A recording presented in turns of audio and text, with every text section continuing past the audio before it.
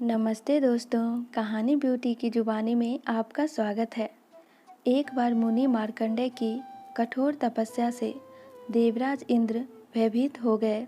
उन्हें लगा कि कहीं मुनि उनके सिंहासन पर अधिकार न कर ले, इसीलिए उन्होंने मार्कंडेय की तपस्या भंग करने का निश्चय किया।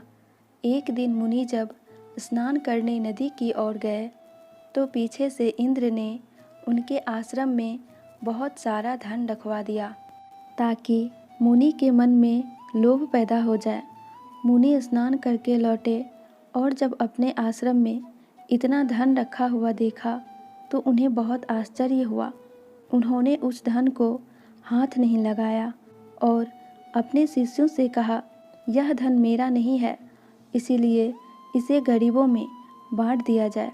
इंद्र ने देखा कि मुनि को धन का कोई लोभ नहीं है, तो वह एक राजा का वेश धारण करके मुनि के आश्रम में पहुँचे और मुनि से कहा, मुनिवर, मैं एक राजा हूँ, मेरे पास धन की कोई कमी नहीं है, किंतु एक ही दुख है कि मेरे कोई संतान नहीं है।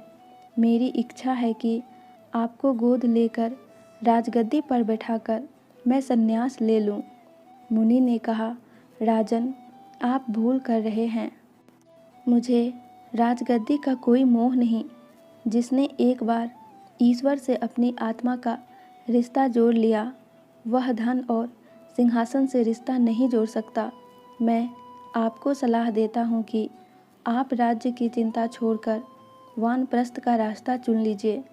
मैं आपके लिए एक कुटिया बनवा दूंगा। इससे अधिक मैं आपकी कोई और सेवा नहीं कर सकता।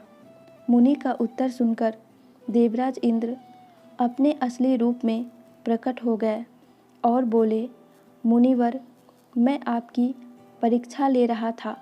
मुझे आपकी कठोर तपस्या से डर लग रहा था कि कहीं आप इंद्रासन पर अधिकार न कर लें, इसीलिए मैं आपकी तपस्या को भंग करना चाहता था।